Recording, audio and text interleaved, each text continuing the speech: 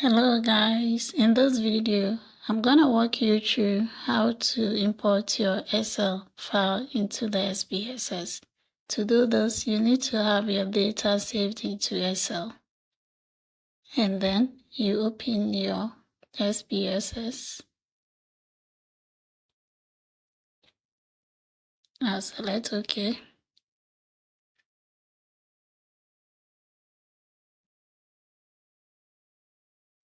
And then here you can see here is saved into document, but I'm gonna change it to desktop because that is where my Excel file is. But my Excel file is not showing because this place is still in SPSS. So we change it to Excel. Now my Excel file is showing. So I'll select that, the data one, and it appears at the file name. Then I'll open.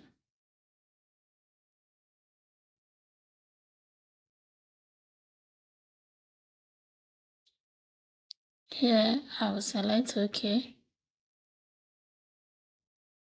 and wait for the data to import into the SPSS.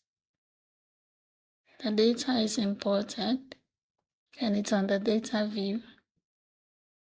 You can change it to the variable view.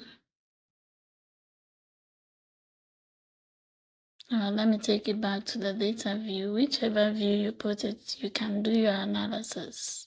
You can now start with your analysis.